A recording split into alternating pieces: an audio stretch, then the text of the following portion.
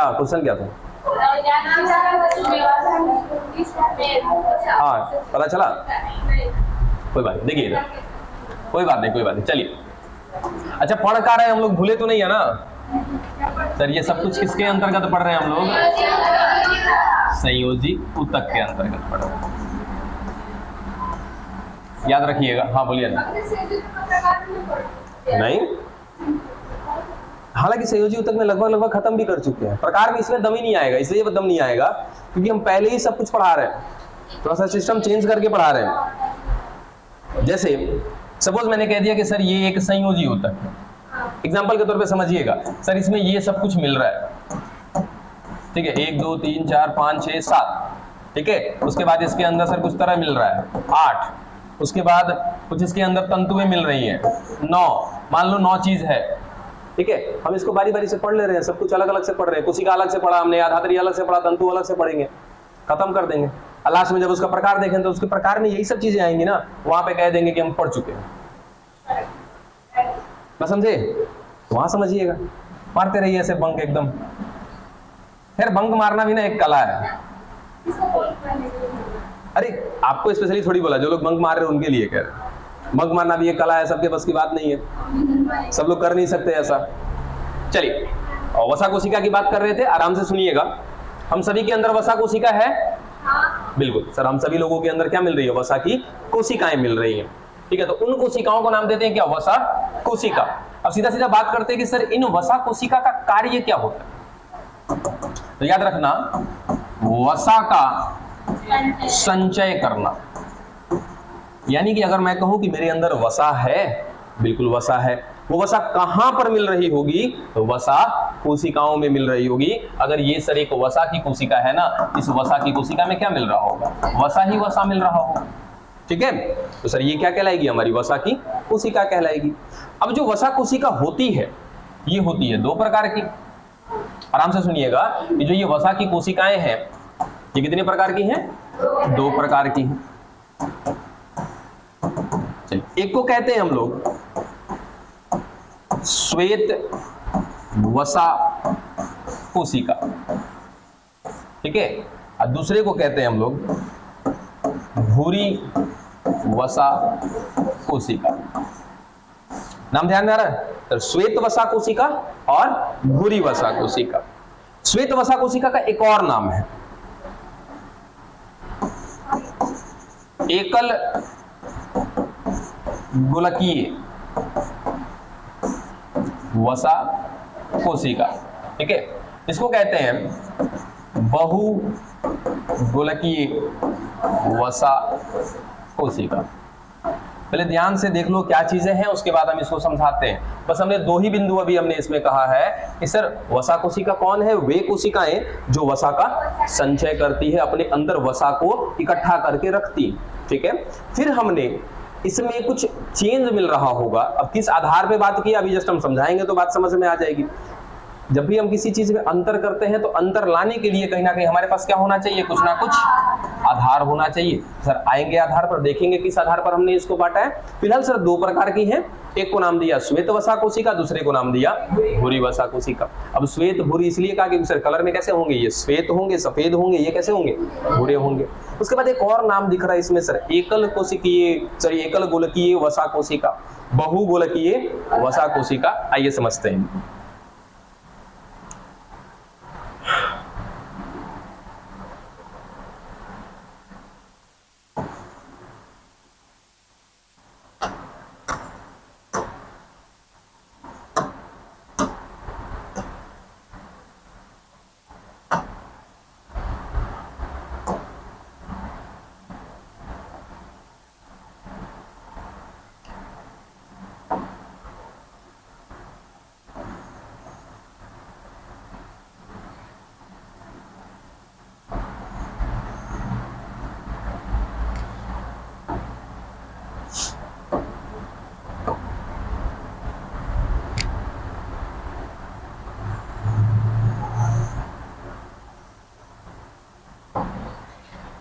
इसमें भूरा तो कहीं पे है नहीं, कोई बात नहीं।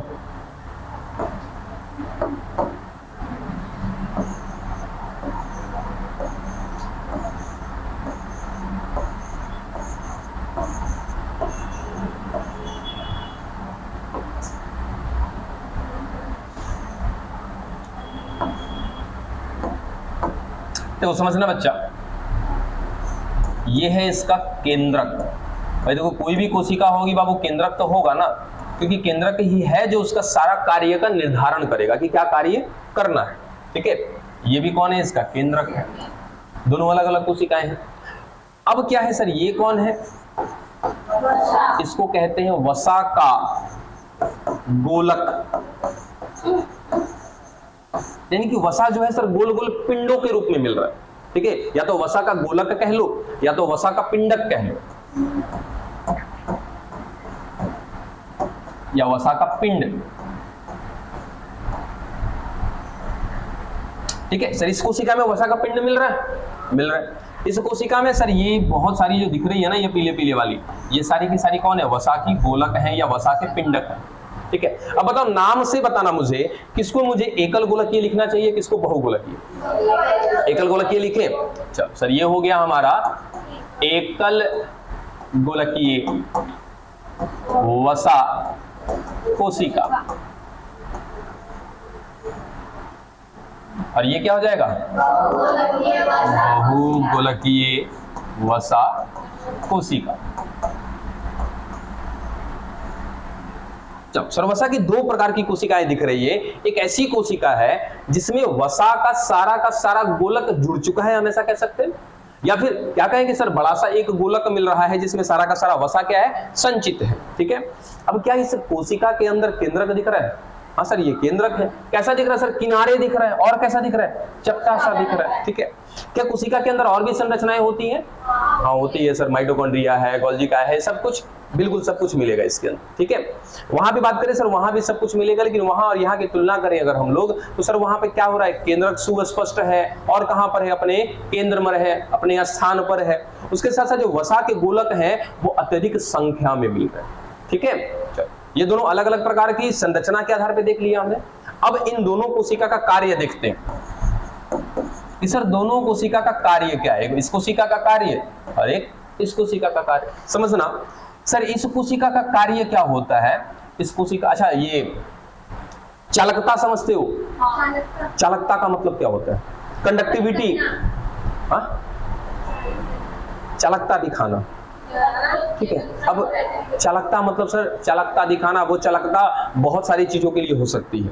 जैसे विद्युत के लिए चालकता हो सकती है, उष्मा के लिए चालकता हो सकती है। ठीक है, अब सपोज मैंने एक लकड़ी पकड़ रखी है, उस लकड़ी को मैंने आग में डाल रखा है, हाथ चलेगा मेरा ना दूसरे किनारे पर?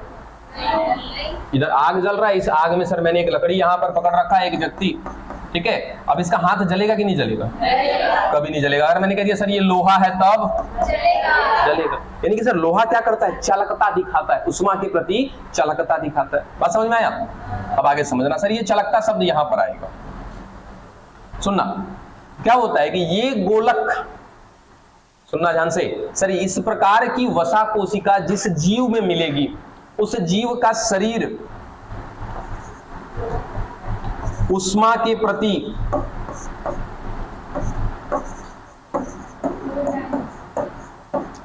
अर्धचालकता अचालकता दिखाएगा, सॉरी, अचालकता प्रदर्शित करेगा। बात समझ में आई? क्या बोला? नहीं पल्ले पड़ा। सुनो ध्यान से, समझाते हैं। जैसे सील देखा आप लोगों ने? सील पिक्चर वगैरह में, सील एक प्रकार की मछली की श्रेणी में आ जाएगी। हालांकि स्तनधारियों में गिनती करते होंगे। ठीक है, बड़ी सी काली रंग की होती है, पेंगुइन के जैसी। ठीक है, बड़ी सी होती है, काफी ज्यादा बड़ी सी। जाकर आराम से सर्च कर लेना, इंटरनेट नहीं है तो दिखाता आपको आराम से। चलो नेक्स्ट में देख लेंगे।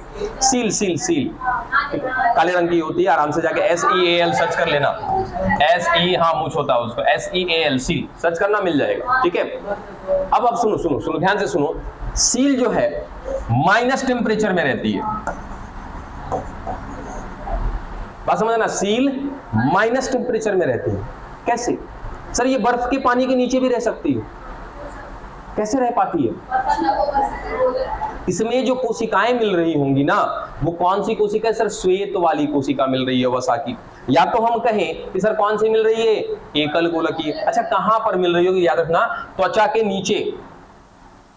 या लिखता हूं, त्वचा के नीचे। यानी कि सर त्वचा के नीचे वसा की कोशिकाएं मिलेंगी और उन वसा की कोशिकाओं में क्या पड़ा होगा सर, भर भर के क्या पड़ा हुआ है, वसा, और वो वसा केवल एक गोलक के रूप में होगा। ठीक है, एग्जाम्पल के तौर पे याद रखना इसके लिए,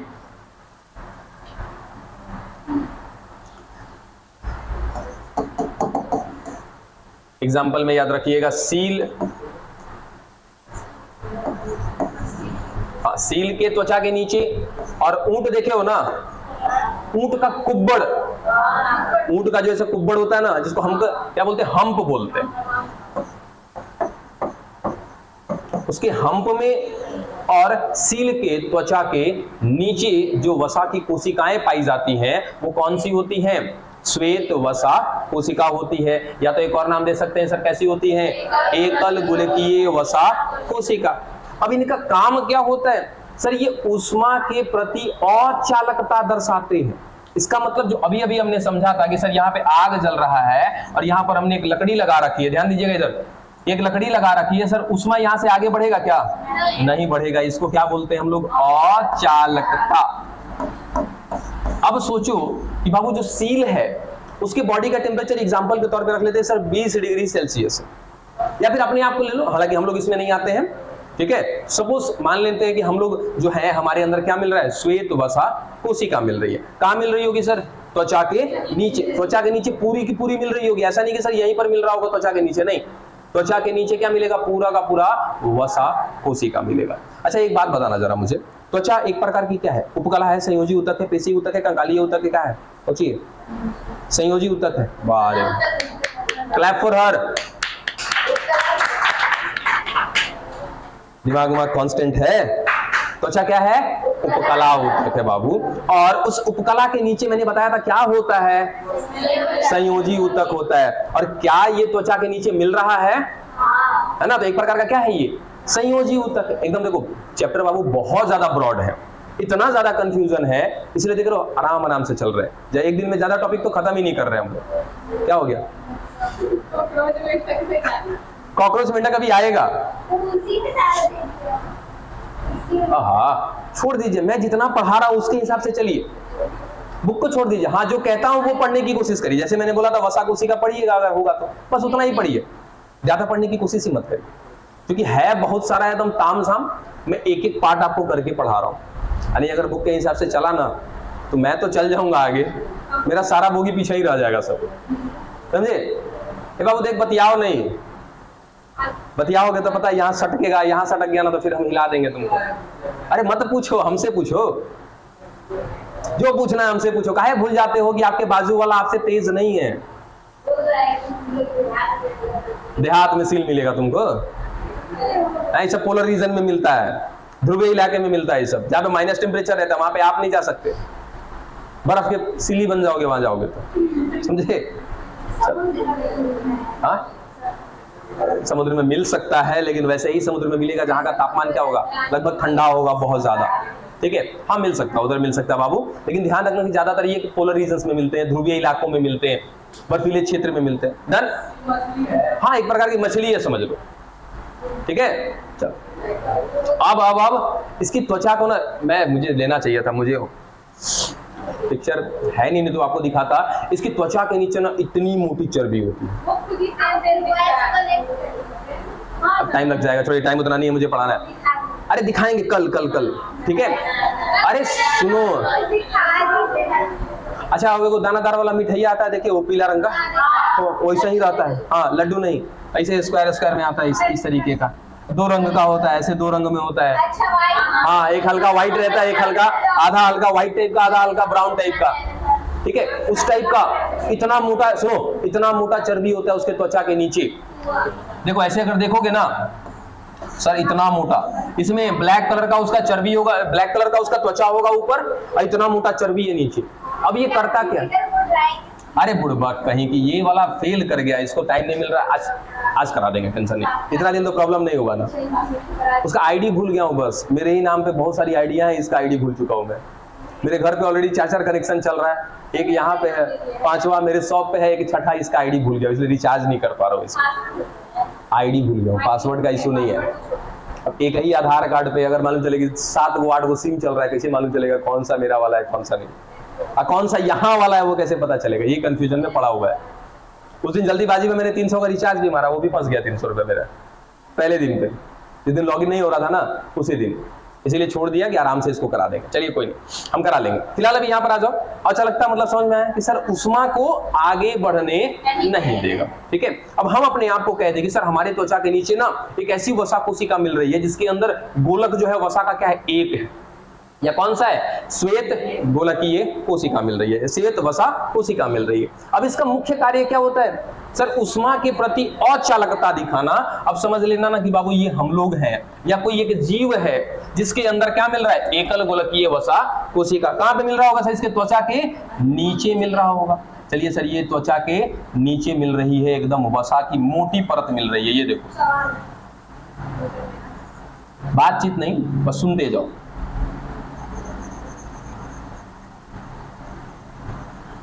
ये हो गया सर पूरा का पूरा वसा का कोशिका हो गया। कौन सा वसा कोशिका पता है ना, एकल गोलकीय वाला है। ठीक है, अब इसका काम क्या होता है, सर उष्मा के प्रति अचालकता दिखाता है ये। मतलब कि सर अंदर अगर 37 डिग्री सेल्सियस है और ये जीव एक ऐसे वातावरण में रह रहा है जहां का टेम्परेचर -2 डिग्री सेल्सियस। ठीक है, समझना।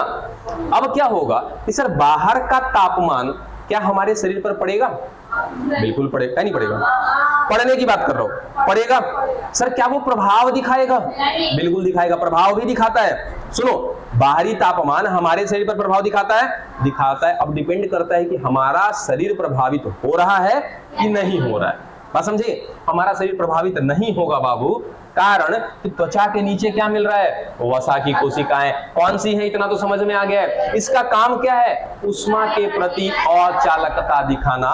ना तो ये बाहर का तापमान अंदर जाने देगा और ना ही अंदर का तापमान बाहर जाने देगा। अंदर हमेशा 37 डिग्री सेल्सियस बना रहेगा। बस समझ में आ गया। अब हमारा शरीर अगर 37 डिग्री सेल्सियस हमेशा बना रहे, चाहे हम लोग कहाँ ना कहीं माइनस में चल जाएं या 0 में चल जाएं, कहीं भी चल जाएं, अगर हमारा 37 मेंटेन रहा, क्या हम जिंदा रहेंगे कि नहीं रहेंगे ना। अब सोचो कि अगर ये वसा का कोशिका नहीं होता तो नहीं होता तो सर माइनस अगर 2 है बाहर, तुरंत हम क्या हो जाएंगे, -2। कारण सर अगर ये नहीं रहेगा ना तो बाहर वाला तुरंत अपना प्रभाव दिखा देगा अंदर, और ये अंदर जो उष्मा है वो चली जाएगी बाहर, क्योंकि हमारा शरीर क्या करता है, उष्मा को बाहर भेजता है। बस समझे, हमारा शरीर उष्मा को बाहर भेजता है। इसीलिए टच करते तो क्या लगता है, गरम, ठंडा लगता है। ठंडा लग जाएगा तो बाबू लेट जाओगी, 4 अगरबत्तियों खुश आ जाएगा तुरंत। किसी की बात कर रहे हैं, अगर हमारा शरीर ठंडा पड़ गया क्या हो जाएगा सर, कहानी खत्म हो जाएगी।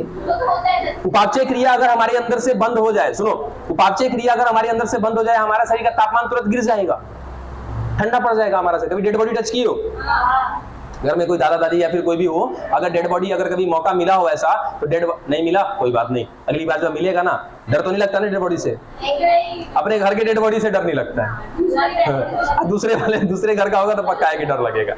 ठीक है, तो वो अगर डेड बॉडी आप टच करोगे ना, ठंडा मिलेगा, एकदम ठंडा मिलेगा। फील करना, नेक्स्ट टाइम से कभी अगर ऐसा मौका मिले तो पकड़ के देखना, ठंडा होगा, एकदम लगेगा कि एकदम पानी की तरह ठंडा है। समझा, चलो बस हो गया। तो इसका काम समझ में आ गया क्या, काम क्या करता है सर, उष्मा के प्रति अचालकता दिखाता है। इसीलिए तुरंत एक हम कुछ कहेंगे नहीं कि तुरंत कानाफूसी चालू कर देती है सर,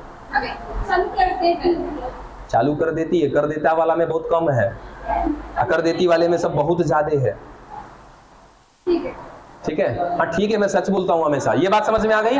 एग्जाम्पल याद रख लीजिएगा, कहां पर, सील के त्वचा के नीचे, और ऊंट का जो कुब्बड़ होता है, जो हम्प होता है, उसमें भी क्या होती है, वसा की कोशिकाएं। कौन सी होंगी, श्वेत वसा कोशिका, दूसरा नाम एकल गोलकीय वसा कोशिका। डन, हाँ बोलो।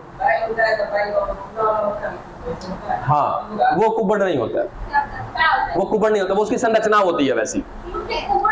अरे बैल की बात किया, वो हम ऊंट की बात कर रहे हैं। ऊंट में क्या होता है ना, ये देखो सर, जैसे जैसे वो भोजन करता जाएगा ना, ऊंट में क्या होता है, आपने कहानी सुनी होगी कि ऊंट महीने भर पानी भी नहीं पिएगा, खाना भी नहीं खाएगा, तब भी वो जिंदा रहेगा। कैसे जिंदा रहेगा, नहीं वो खाना भी कम खाएगा तो भी चलेगा, एक बार में क्या करते हैं, वो भरपेट खा लेते हैं खाना। ठीक है, अब भरपेट खा लेंगे ना, तो अभी तक तो देखो ऊंट का ऐसे रहेगा, नॉर्मल ऐसे रहेगा। ठीक है, लेकिन जब उनके अंदर क्या होगा, बहुत सारा वसा जमता जाएगा ना, तो ये कुब्बड़ क्या हो जाएगा, ऐसे फूल जाएगा, इस तरीके से हो जाएगा। क्योंकि इसमें वसा की कोशिकाएं आकर के भर चुकी है। ठीक है, धीरे धीरे वहां से ऊर्जा भी लेता रहता है, वो उष्मा के प्रति औचालकता भी दिखा रहा होता है। बस समझे। अब अगला जो है, अगला कौन सा है हमारा सर? भूरी वसा कोशिका, या इसका एक और नाम है क्या हमारे पास? बहुगोलकीय वसा कोशिका।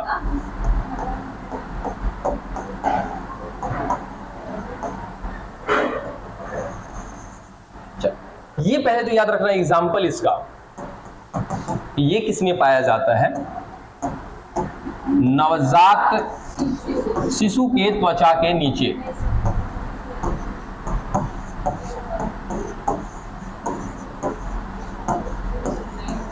ठीक है, अब कौन सा है सर? ये वो वसा की कोशिका है जिसमें एक केंद्रक मिल रहा है और क्या मिल रही है? वसा की बहुत सारी गोलक मिल रही है या तो पिंडक मिल रही है। ठीक है, वहां वाली वसा की कोशिका का कार्य समझ में आ गया था कि सर वो औचालकता दिखाएगा।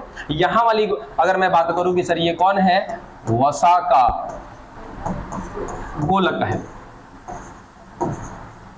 अब इस वसा की गोलक का कार्य क्या होता है? यहां पर कार्य अलग है। ठीक है, वो तो दिखाएगा ही दिखाएगा, वसा है तो वो तो दिखाएगा ही दिखाएगा। इसका मुख्य कार्य पता है क्या? देखो, इसका मुख्य कार्य है ऊर्जा का निर्माण करना। हाँ, हमारे अंदर क्या होता है बाबू कि सोचो, एक व्यक्ति बिना भोजन किए, एक मनुष्य की बात कर रहे हैं, बिना भोजन के कितने दिन तक जिंदा रह सकता है?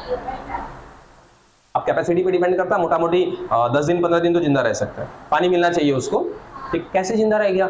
खाना तो मिल नहीं रहा। सर हमारे अंदर वसा है, उस वसा का पाचन होने लगता है, उस वसा से ऊर्जा बनती है।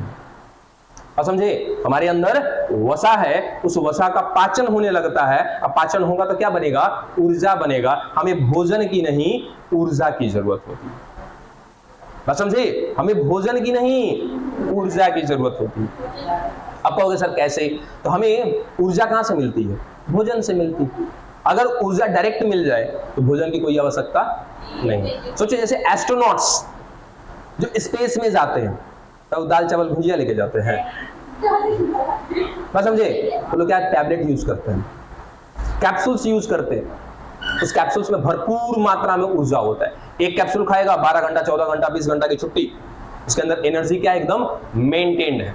उसको एनर्जी की जरूरत है, ना कि भोजन की जरूरत है। एक ऐसा व्यक्ति जो कोमा है, कोमा पेशेंट है, और समझे कोमा पेशेंट समझते हो? कोमा पेशेंट एक ऐसा स्थिति होता है ना जहां पर व्यक्ति के अंदर की सारी गतिविधियां बंद हो जाती है, बस शरीर के अंदर का प्रोसेस चल रहा होता है उस व्यक्ति की। इसके होने के बहुत सारे रीजन है, बहुत सारे केसेस में हो जाता है। अगर ये ब्रेन हमारा काम करना बंद कर दे तब भी हो जाएगा। कोई सुनाई दे रहा होता है, सब कुछ दिख रहा होता है, बट वो रिस्पॉन्ड नहीं कर सकता। बात समझे? अगर कोई व्यक्ति कोमा में है, उसकी आंखें खुली हैं, वो सब कुछ देख रहा है, सब कुछ देख रहा है। देखो कोमा का भी ना बहुत सारा स्टेज होता है। एक ऐसा स्टेज होता है ना जिसमें वो थोड़ा बड़ा आंखों खिला सकता है।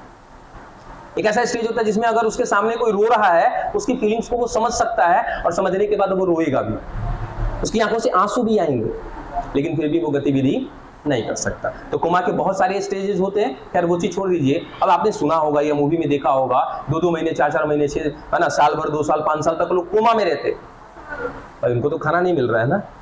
उनको क्या दिया जाता है? टैबलेट्स दी जाती हैं, दवाइयां दी जाती है, डायरेक्टली एनर्जी का सोर्स दिया जाता है। बात समझ में आया? चलो अब क्या बात कर रहे थे कि सर ऊर्जा बनाने का कार्य करता है कौन? एक ऐसी वसा कोशिका जो कैसी है? भूरी है, या तो उसको नाम दिया हमने क्या? बहुगोलकीय वसा कोशिका का नाम दिया। ठीक है, और ये मुख्यतः कहां पर मिलता है? नवजात शिशु के त्वचा के नीचे मिलता है। अब ये बताओ, एक छोटा बच्चा में ज्यादा एनर्जी होता है कि आप में? आपको अगर घर में ना, सपोज मान लीजिए घर में 3-4 साल का बच्चा है, ठीक है, तो घर में सीढ़ी भी होगा। आपको 3-4 बार सीढ़ी पे से कह दिया जाए ऊपर नीचे करे तो आपके बात तरीके बैठ जाते हैं। और वो ससुरा सब देखते हो दिन भर ऊपर नीचे ऊपर नीचे ऊपर नीचे करते रहता है। कैसे करते रहता है? कैसे बाबू? ऊर्जा का भंडार है उसके अंदर। बात समझे? उसके अंदर क्या है? ऊर्जा का भंडार है।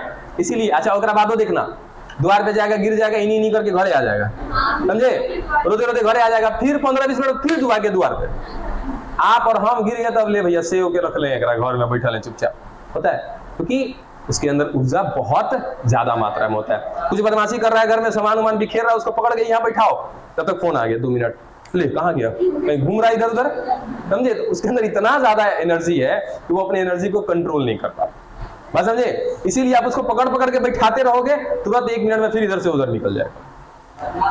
हाँ, बदमाश नहीं होता है, उसके अंदर ऊर्जा बहुत ज्यादा है, इसीलिए वो बदमाश है। तू भी था एक समय में ऐसा, समझे, हर कोई ऐसे थे हम लोग। चलो बात समझ में आ गई। और इसके साथ साथ अब इतना ज्यादा उसके अंदर सर वसा का गोलक मिल रहा है, उसके त्वचा के नीचे उष्मा भी बनेगा ना उसके अंदर, ठीक है। अब ठंडा के दिन में देखते हो मम्मी लोग क्या करती है उसको, ठंडा के दिन में पहले ओकरा नीचे सबसे गंजी पहना दिए, फिर टी शर्ट पहना दिए, फिर इनर पहना दिए, फिर ओकरा ऊपर शर्ट पहना दिए, फिर ओकरा ऊपर जैकेट पहना देते। अब इतना करते बेचारा हिल डुलना सही से हो जाता है, हाँ, तो सब पैक, दस्ताना पैक, नीचे मोजा जूता टोपी ओपी सब लगा के आओ में बनर मुंह टोपी बना के सबसे बढ़िया बनारे बना देता है, समझ में आया। अब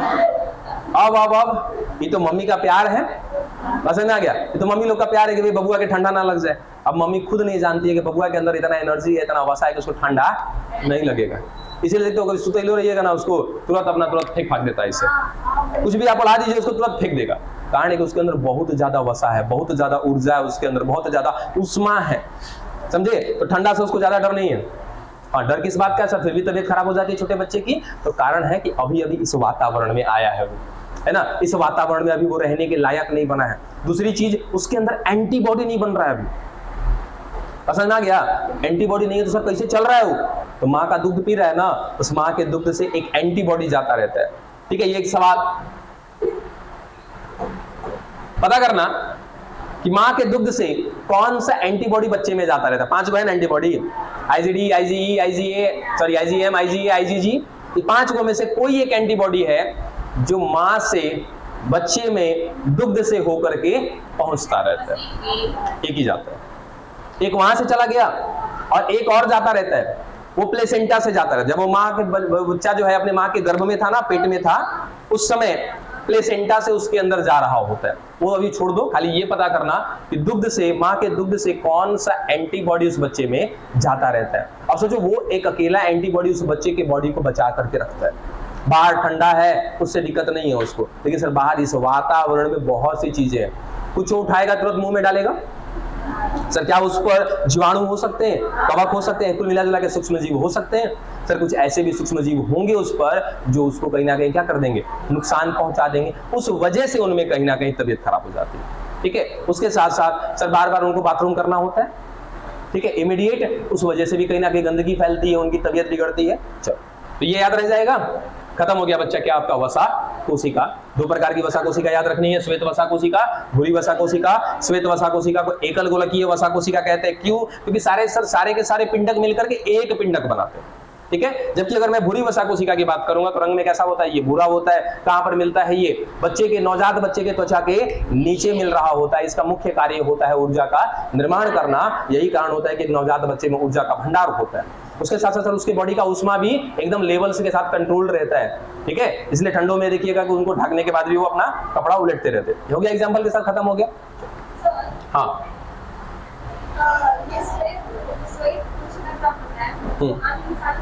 होता है, हम लोगों में भी होता है, हम लोगों में भी होता है, बहुत कम होता है। जैसे क्या होता है कि हम लोगों के अंदर शुरुआत में कैसा था, भूरा रहा होगा, फिर वो धीरे धीरे क्या हो गया सर, एकल गोलकीय में बदल गया होगा। लेकिन हमारे अंदर नहीं, मोटे लोग में भी वैसा नहीं होगा कि वो माइनस में जाके बर्दाश्त कर ले। हाँ, आपकी अपेक्षा थोड़ा सा 1-2% अधिक अचालकता दिखाएगा।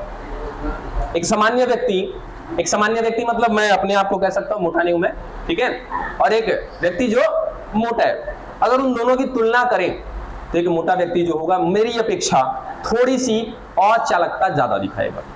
समझ आ गया, क्योंकि सर उसके त्वचा के नीचे चर्बी की क्या है, मोटी सी परत है। और चर्बी क्या करता है सर यार, वसा क्या करता है, अगर आपके त्वचा के नीचे अगर ज्यादा जमा हुआ है तो वसा क्या करता है, वो तो जाहिर सी बात है कि कहीं ना कहीं अचालकता दर्शाएगा। अब ये अगर आपको अनुमान लगाना है ना कि कहाँ सर हमारे अंदर चर्बी है कि नहीं, कितना, अपना पेटवा इसे पकड़ लेना, समझ में आया। अगर एकदम पतला पकड़ा रहा है, इसे पकड़ा रहा है तो चर्बी बहुत कम है, अगर पकड़ रहे मोटा पकड़ा रहा है मतलब चर्बी ये पकड़ा रहा है, वसा है, वसा है। कोलेस्ट्रॉल का नाम सुने हो? वसा, वो यहीं पे पकड़ना है, यहाँ यहाँ। हमारा थोड़ा सा मोटा पकड़ा होता है, समझे? हाँ, बैठ के पकड़ोगे तो भरपूर पकड़ा जाएगा। चलो बात समझ में आ गया। अब आगे आ जाए हम लोग। अगला, बहुत बतियाता है सब। प्लाज्मा सेल पढ़ना है ना, प्लाज्मा कोशिका। प्लाज्मा कोशिका। आज आपके मिथुन सर को थोड़ा सा ज्ञान मिलेगा, क्योंकि आज फर्स्ट सेकेंड ईयर को दबा के छोड़ेंगे बैच।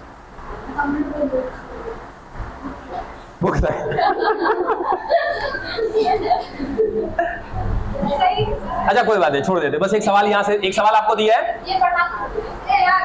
छोटा सा है, खत्म हो जाएगा। छोटा सा है, छोटा सा है। देखो, मैंने भी खाना नहीं खाया। आप छोटे हो, आपके अंदर वसा की कोशिकाएं ज्यादा हैं, आपके अंदर ऊर्जा ज्यादा बन रहा होगा। चलो बात खत्म। इधर देखो, प्लाज्मा कोशिका को एक उपनाम दिया जाता है, मुंहबंद, कार्ट व्हील सेल। ठीक है, इसका एक उपनाम है या इसका एक दूसरा नाम है cart wheel cell. Cart wheel समझते हो?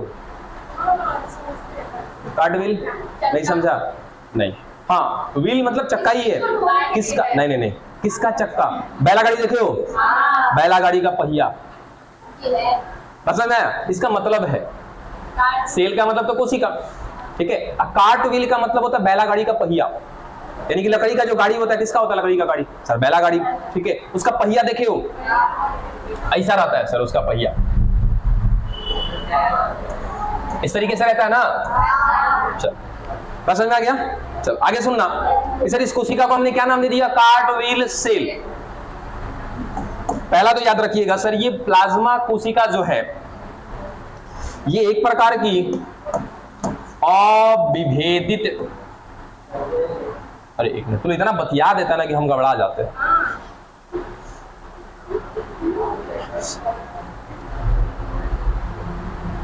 अविभेदित कोशिका है, ठीक है। प्लाज्मा कोशिका अविभेदित कोशिका है, सब उड़ा देता है सब।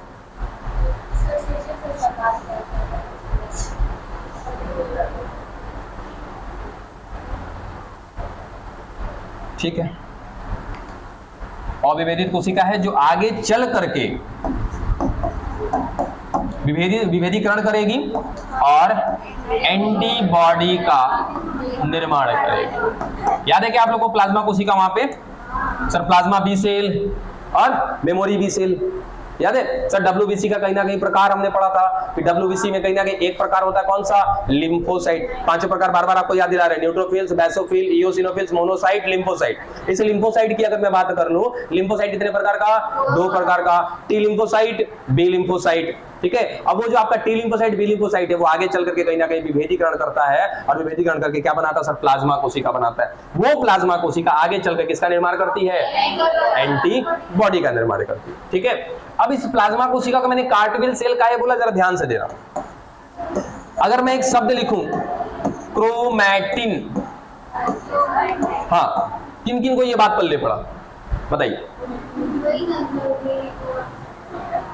Chromatin, anybody? और डीएनए होता है सर। केंद्रक के अंदर गुणसूत्र होते हैं, हमको पता है ना। कोई भी कोशिका है, उस कोशिका के अंदर केंद्रक होता है, उस केंद्रक के अंदर उसका गुणसूत्र होता है, और वो गुणसूत्र के रूप में नहीं होता है, एक जाल के रूप में होता है, एक द्रव्य के रूप में होता है, जिसको नाम दिया जाता है क्रोमैटिन, ठीक है। अब सुनो, इस कोशिका की अगर मैं बात करूं सर, ये है वो कोशिका, कौन सी कोशिका? प्लाज्मा कोशिका, प्लाज्मा सेल। अब ये प्लाज्मा सेल के अंदर अपना खुद का केंद्रक होगा इसका? बिल्कुल होगा। इस केंद्रक के अंदर क्या इसका क्रोमैटिन होगा? सर बिल्कुल होगा। इस प्लाज्मा कोशिका के केंद्रक में मिलने वाला जो क्रोमैटिन है, ये क्रोमैटिन और ये रूप से व्यवस्थित हो जाता है, ठीक है। और ये रूप से व्यवस्थित होकर के देखिए क्या संरचना बना रहा है ये।